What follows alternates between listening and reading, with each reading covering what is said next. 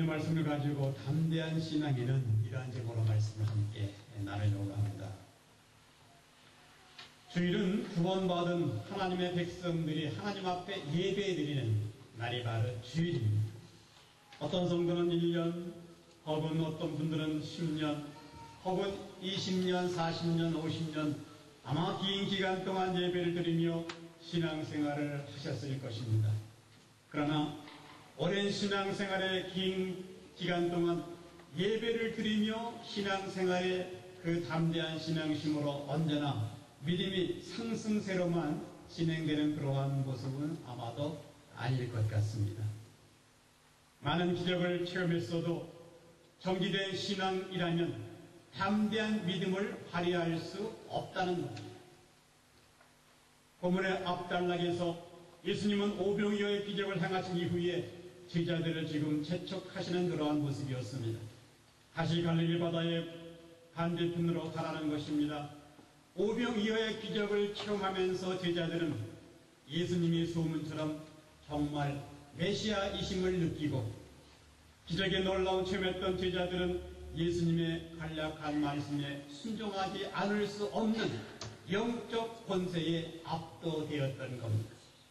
그래서 순종하여 배를 타고 건너갔던 제자들은 돌연히 돌풍과 급격한 기후변동을 이제 만나게 되었습니다. 그래서 24절 말씀을 보면 바다 가운데서 갑자기 파도와 바람이 일어났다고 성경은 증언해 주고 있습니다.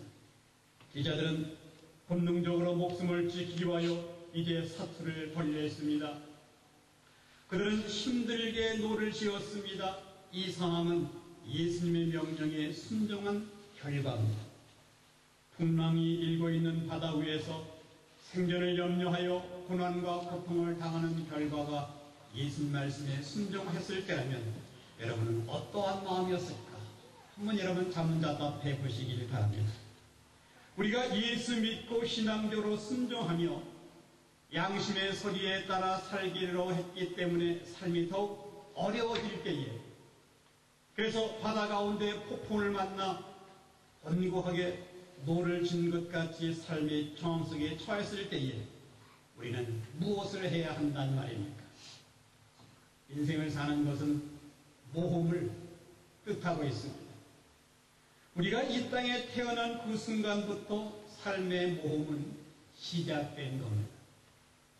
교육을 받고 인격을 자라게 하며 신앙과 동반되는 인생의 보람과 의미를 결정하는 직업을 선택하는 것도 역시 대단한 모험이었습니다. 파리에서의 사역은 모험의 연속이라는 것을 체험하고 있습니다. 누군가가 자신의 삶을 돌이켜보면 숱한 모험의 순간이 영화의 한 장면처럼 우리의 머리를 스쳐 지나갈 뿐입니다. 어떤 모험은 성공적으로, 어떠한 모험은 실패로 추억에 남아있을 것입니다. 따라서 모험은 아직도 끝나지 않았습니다. 앞으로 인생의 모험은 계속될 겁니다. 본문에 등장하는 베드로는 모험을 하고 있는 모습입니다. 주님이신 줄 알지만 내가 직접 체험할 수 있는 주님 되심을 알기 원했습니다. 물 위로 걸어오신 주님이라면 나도 물 위에 걸을 수 있도록 해주십시오. 이렇게 말하고 있는 그 베드로의 마음입니다. 진심으로 주님을 개인적으로 체험하고 싶습니다. 이런 모험적인 신앙으로 바로 부탁을 드리고 있는 베드로, 이때에 주님께서 오라 이렇게 말씀하십니다. 오늘날에도 주님은 모험적인 신앙으로 주님과 교제하고 응답받기 원하는 주님의 자녀들에게 나타내 보이시고 그리고 관계 맺기를 원하시는 주님이십니다. 베드로처럼 모험하는 신앙인에게는 일반 사람들이 들을 수 없고 볼 수 없고 만질 수 없는 특별한 체험을 주시고 주님과 나만의 사이에 놀랍게 만들어 갈 수 있는 경험을 하나님께서 허락하여 주시며 모험으로 말미암아 다른 사람들에게까지도 도전과 용기와 격려를 주시는 살아서 역사하시는 주님이십니다. 나은이로 사는 저와 여러분은 매일매일 모험을 하는 만큼 불안하고 두려움에 쌓여있는 생활상입니다. 건강 문제, 경제 문제, 언어 문제, 체리에 필요한 모든 것과 맞서 있을 때에 주께서 우리에게 말씀하시기를 안심하라, 내니 두려워 말라. 현재의 음성으로 평안과 안전을 약속하신다는 것을 우리가 모두 아멘으로 믿을 때에 그들에게 역사하셨던 주님은 바로 저와 여러분에게 약속의 말씀이 될 줄 믿습니다.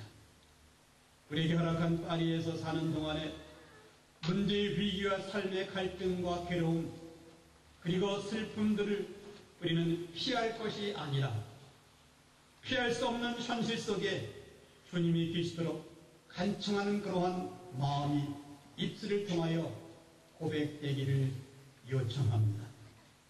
쓰러졌다가도 다시 일어나고 걷다가도 뛰고 뛰다가 쉬는 변화있는 모험적인 삶을 주님과 함께 동행한다면 저와 여러분이 편하기만 원하는 것이 아니라 힘이 들어도 하나님과 나 사이에 진정한 관계로 자녀됨을 믿고 모험적인 신앙을 선택한다면 주님은 놀라운 은혜를 우리에게 베풀어 주실 줄 저는 확신하고 있습니다. 그러면 담대한 신앙이라는 도대체 무엇이 필요한 것입니까? 첫째로 담대한 신앙에는 순종적 모험이 있어야 되겠습니다. 봄은 나타난 베드로가 풍랑 위를 걸다가 의심하며 실패한 그 실패를 꾸짖기에 앞서서 우리는 그 모험의 선한 동기를 칭찬할 필요가 있다는 겁니다. 28절 말씀에 베드로가 대답하여 가로되 주여 만일 주시거든 나를 명하사 물 위로 오라 하소서 한데 우리는 흔히 충동적 기계를 가진 베드로가 어느 날 주님이 물 위로 걷는 장면을 보고 자기도 물속으로 그냥 뛰어들어갔다고 생각하기가 쉽습니다. 그러나 그렇지 않습니다. 베드로는 지금 이렇게 말하고 있습니다. 주님께서 명령하시면 제가 물 위를 걷겠습니다. 주께서 이 일을 허락하시고 주께서 명령하신다면 제가 한번 해보겠습니다. 베드로가 단순한 자기 충동이나 자기 야망의 그 선상에서 모험하지 않았다는 사실을 우리는 주목해야 한다는 것입니다. 이것이 주님의 계획이며 주님의 허락하심이고 주님의 명령이라면 제가 한번 순종해서 이 모험을 해보겠습니다. 이러한 이러한 베드로의 마음속에 바로 주님을 체험하고 싶은 그러한 믿음이 움직이고 있는 그러한 모습입니다. 마태복음의 기자는 베드로의 모험 사건을 기록하면서 그 일이 단순히 베드로의 모험 심리에서 출발하지 않았음을 역설하고 싶었던 것을 볼 수가 있습니다. 저와 여러분이 예수 그리스도를 개인의 주님으로 고백한다면 우리의 삶의 모든 영역에서 삶의 모든 경험에서 예수님은 진정 나의 주님이셔야만 됩니다. 그렇다면 우리는 인생의 모험 앞에서 이것이 주님의 허락하신 것인지 이 모험이 주님의 계획 속에서 나의 삶의 장에 허용된 사건인지 또는 이 모험의 길을 걸어갈 때에 주님이 정말 함께 할 것인지를 모험의 현장에서 내 몸을 던짐으로 확인할 수가 있습니다. 베드로가 경험한 사건이 예수님께서 이미 계획한 상황이고 주님은 주님의 주권 아래서 이러한 상황을 허용해 놓으시고 그들을 만나기 위하여 지금 다가오셨습니다. 지금까지 체험하지 못하였던 또 다른 차원에서 예수님이